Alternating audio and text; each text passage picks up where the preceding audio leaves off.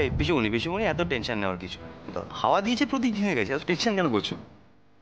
হ্যাঁ, এটা তো কখন থেকে চলছে, আর এটাও তো একটা লংজিভিটি রয়েছে। না না রে, এ বড় অমঙ্গলের কথা।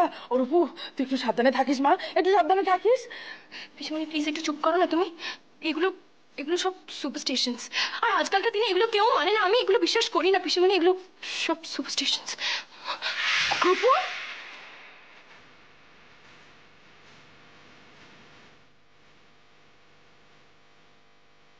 চলো না, চলো তো।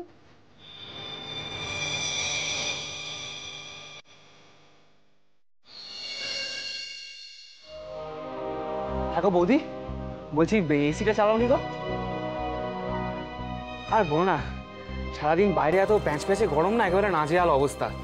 ভাবলাম তোমার ঘরে গিয়ে একটু এসির ঠান্ডা হাওয়া খাই।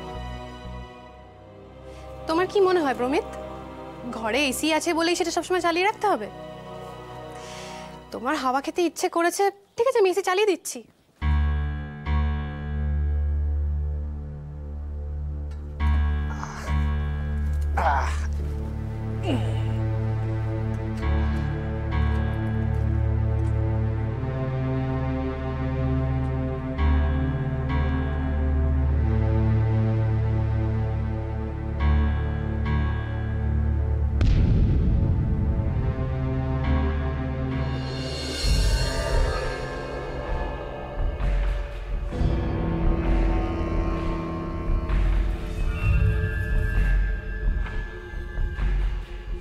কি আরাম জানো তো বৌদি, এই প্যাঁচ প্যাঁচে গরমে না কাজের অর্ধেক এনার্জিটাই নষ্ট হয়ে যায়।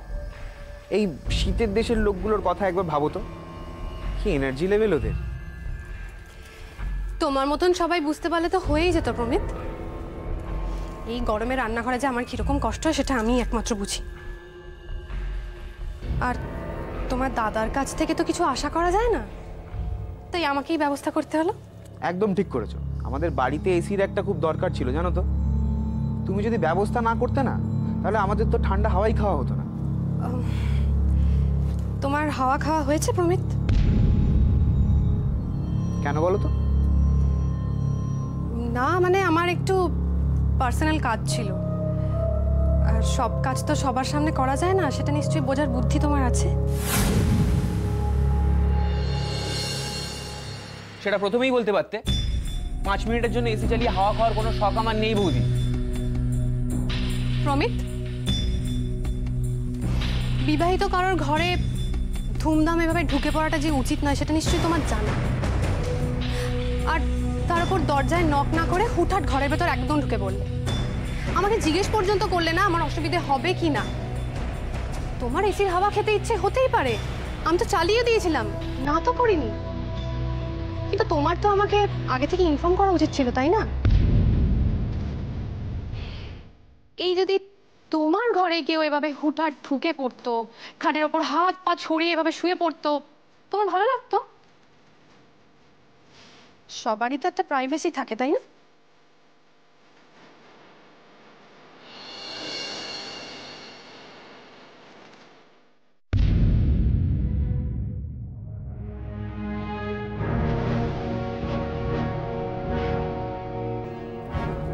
প্রমিত, তুমি পরে এসো, আমি না হয় পরে তোমার এসি চালিয়ে দেবো, কেমন?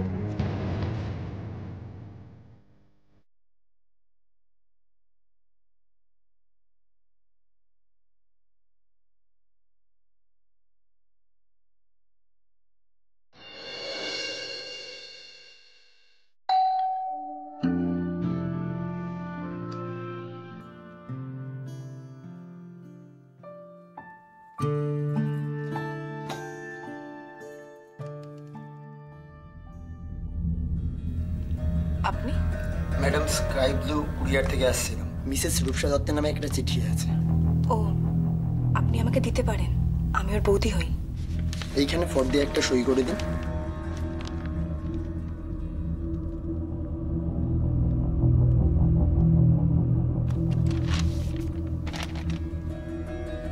এটা কোথা থেকে এসেছে কিছু বলতে পারেন? ওই তো দেখুন, ওই নিচের কোনার দিকে অ্যাড্রেস লেখা আছে। ওকে ম্যাডাম, আমি যাচ্ছি।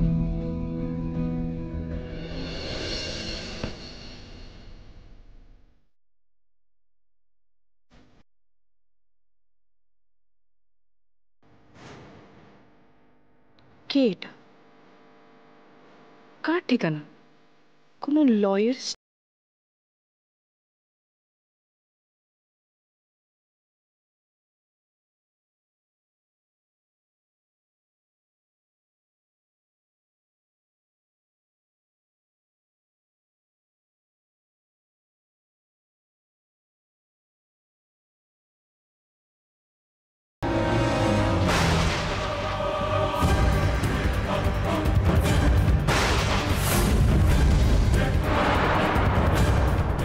এই খামটা নিয়ে তুমি কি করছিলে বৌদি? দেখো না এখানে আমার নাম লেখা আছে। রূপসা, তুমি এটা কি বলছো? কুরিয়ার এক্ষুনি এসে এই চিঠিটা আমাকে দিয়ে গেছে। প্লিজ বৌদি, বেশি চালাকি করার না চেষ্টা করো না। তখন থেকে দেখছি আমি তুই খামটা উল্টে পাল্টে দেখছি। আর সেদিন যখন পিসিমণি আমার সুটকেসটাকে একবার চেক করলো, সেদিন তো তুমি অনেক নালিশ করেছিলে পিসিমণির সম্বন্ধে। আর আজকে তুমি নিজে কি করছো বৌদি? কোথা থেকে এসছে, কেন এসছে, কার নামে এসছে, কিসের জন্য এসছে, এইসবের ব্যাপারে গোয়েন্দা।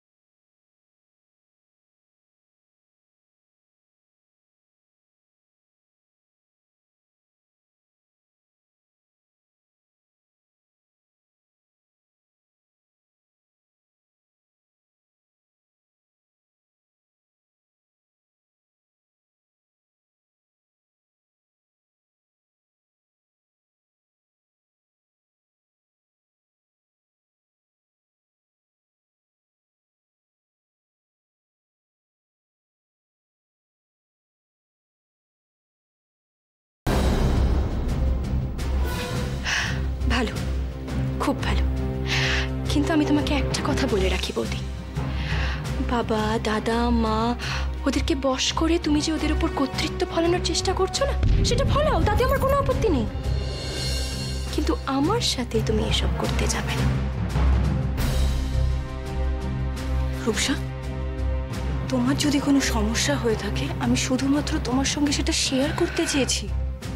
এবার তুমি যদি এটাকে কর্তৃত্ব বলে ব্যাখ্যা করতে চাও, তাহলে তো তোমার সঙ্গে কিছু আলোচনা করাই যাবে। কেন? আমি কি তোমায় একবারও বলেছি যে আমার প্রবলেম সলভ করো? যে বৌদি আমার খুব প্রবলেম হচ্ছে, আমার খুব টেনশন হচ্ছে, তুমি প্লিজ আমার প্রবলেম সলভ করো, একবারও বলেছি আমি তোমাকে? দেখো বৌদি, আমার পার্সোনাল লাইফে কেউ ইন্টারফেয়ার করুক সেটা আমি পছন্দ করি না। তাই প্লিজ তুমি কখনো আমার কোনো পার্সোনাল লাইফে ইন্টারফেয়ার করবে না। আর তোমাকে একটা কথা বলে রাখছি, তুমি নিজের কাজটা করো আর আমাকে প্লিজ আমার মতো থাকতে দাও।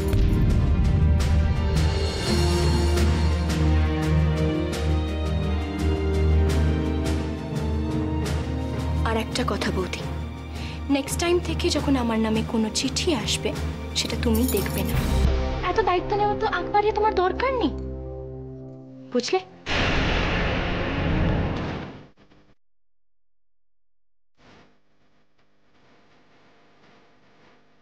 রূপসা চিঠিটা পাওয়ার পর থেকে এভাবে রিয়াক্ট করছে কেন?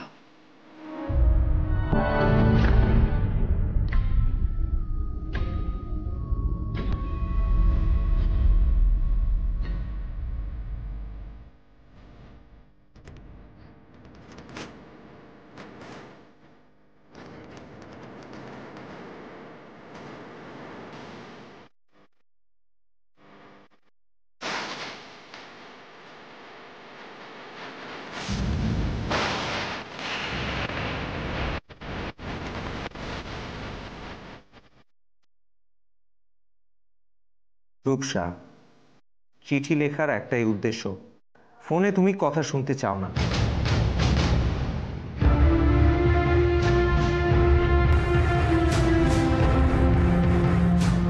বিভিন্ন রকমভাবে আমাকে বিভ্রান্ত করার চেষ্টা করো, কিন্তু আমার কাছে আমার বক্তব্য এবং ডিসিশন দুটোই খুব পরিষ্কার। আমাদের সম্পর্কটা শেষ হয়ে গেছে।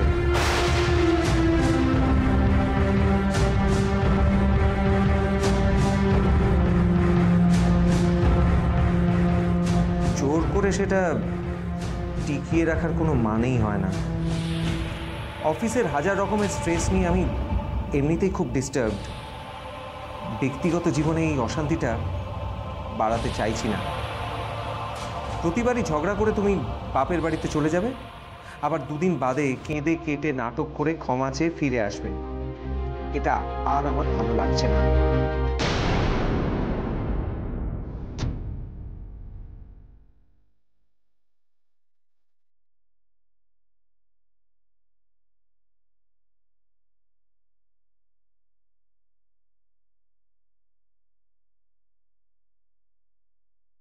আমাদের রিলেশনটায় প্রথম থেকেই প্রবলেম ছিল।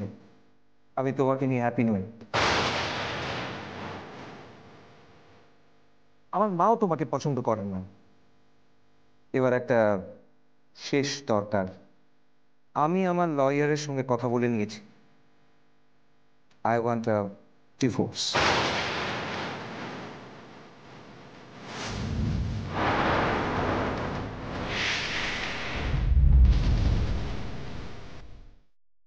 তোমাকে পেপারটা পাঠালাম। আমার মনে হয় এই সেপারেশনটা তোমার জন্য ভালো হবে। একটা সই করে দিও নীল।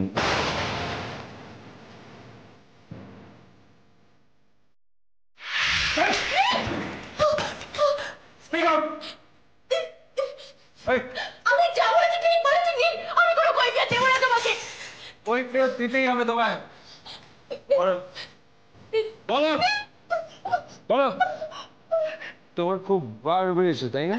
হ্যাঁ, মা আমাকে এত দিন ধরে বলছে তুমি নাকি মুখে মুখে তর্ক করো। আমি বিশ্বাস করিনি। আজ তো দেখছি কথাটা সত্যি। তুমি সব সময় তোমার মার সাইড নাও, সব সময়। আচ্ছা তুমি কখনো ভেবে দেখেছো উনি সারাদিন কি কি করে? তোমার তোমার কখনো মনে হয় না না আমি কেমন আছি, ভালো আছি, খারাপ আছি জানতে? একটু লজ্জা করে না না তোমার? দিনের পর দিন বাড়িতে মদ খেয়ে এসে বউয়ের উপর হাত তুলতে একটু লজ্জা করে না তোমার? আমি মদ খাই?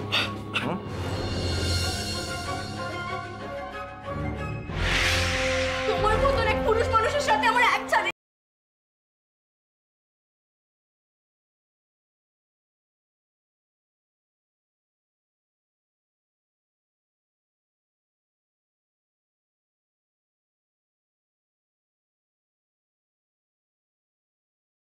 তাহলে কালই এই বাড়ি ছেড়ে চলে যেও। সেপারেশনটা আমার জন্য ভালো হবে? দুটো অপশন দিচ্ছি, এখন ডিসাইড করো তুমি কি করবে। তোমার লজ্জা করছে না? একটুও লজ্জা করছে না তোমার? নিজের বউকে নিজের বাড়ি থেকে বের করে দিতে লজ্জা করছে না তোমার? না, লজ্জা করছে না, একদম লজ্জা করছে না। এই কি দিয়েছো, কি দিয়েছো তুমি আমাকে এতদিনে? আমার মা তো ঠিক কথাই বলে। এত দিনেও তুমি এখনো এই বাড়িতে নাতি নাতনির মুখ দেখাতে পারোনি। কোন অধিকারে তুমি থাকবে এই বাড়িতে? তুমি ট্রাঙ্কলি, তুমি ট্রাঙ্ক, তুমি উল্টো পাল্টা কথা বলছো। তুমি জানো না তুমি কি বলছো? তুমি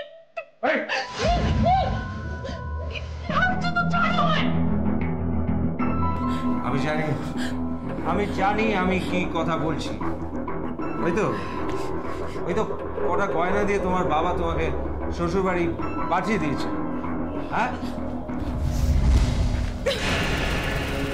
তুমি মুখে মুখে এত বড় বড় কথা বলো কোন সাহসে? হ্যাঁ, কোন সাহসে বলো? ওই তো তোমার বাবা আমাকে বলেছিল দয়া করো, আমাকে দয়া করো, আমার কাছ থেকে কিছু চেও না, আমার সম্মান হানি হবে। সম্মান হানি কি দিয়েছে আমাকে? কি দিয়েছে? তোমাকে কয়েকটা গয়না দিয়েছে, আর আমাকে কি দিয়েছে? আমাকে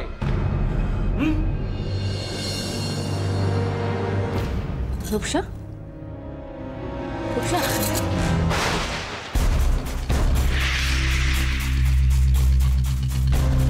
রূপসা, তুমি এটা কি করলে? তুমি তখন প্রসাদ খাওনি বলে আমি তোমার জন্য প্রসাদ আনলাম, আর তুমি এটাকে ফেলে দিলে। বৌদি প্লিজ বাজে কথা বলো না তো। আর আমি কি এটা ইচ্ছে করে ফেলেছি নাকি? সব সময় আমার পেছন পেছন কেন গুড়গুড় করো তুমি? রূপসা, তোমার তোমার কি হয়েছে রূপসা? তুমি এরকম ভাবে রিয়াক্ট করছো কেন? আরে আমি তো শুধু প্রসাদ আনলাম। বৌদি প্লিজ, ভালো মানুষ সাজার চেষ্টা করো না তুমি। কি কি করো বলো তো তুমি সবসময়? আর তোমার মতন মেয়েদের আমি বেশ ভালো করে চিনি। আর আমি কতবার বলেছি যে আমার পেছন পেছন তুমি গুড়গুড় করবে না, একটু গুড়গুড় করবে না তুমি। ভালো লাগে না আমার। ও তোমাকে তো আবার এমনি বললে হবে না। তখন আমি তোমাকে বললাম, তোমার তো একটুও মনে নেই। বৌদি আমি তোমাকে রিকোয়েস্ট করছি, প্লিজ বৌদি, আমি তোমার সামনে হাত জোড় করে বলছি যে এক্ষুনি আমার ঘর থেকে বেরিয়ে যাও তুমি। দেখো না তুমি আমার ঘরে কখনো আসবে না, তুমি কখনো আসবে না, বেরিয়ে যাও তো।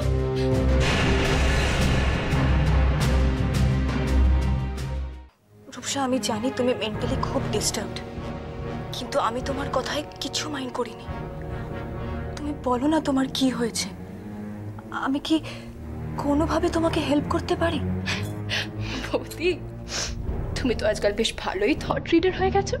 আমি ডিস্টার্ব সেটাও তুমি বুঝে গেলে। তাহলে তোমার এই চোখের জলটা কি মিথ্যে কথা বলছে?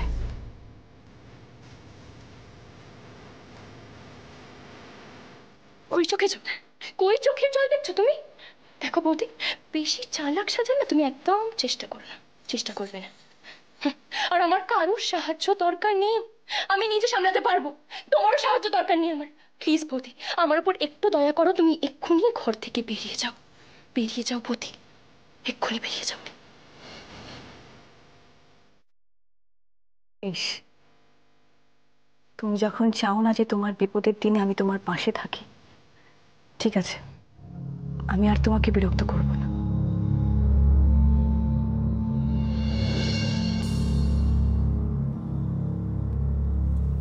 কিন্তু রূপসা, এই পৃথিবীতে কেউ কোনোদিনও একা বাঁচতে পারে না। একজন কাউকে নিজের মনের কথা বলতেই হয়, একজন কাউকে নিজের বন্ধু বলে মনে করতে হয়। বিশ্বাস করো, তোমার কোনো রকম কোনো ক্ষতি হোক এটা আমি চাই না।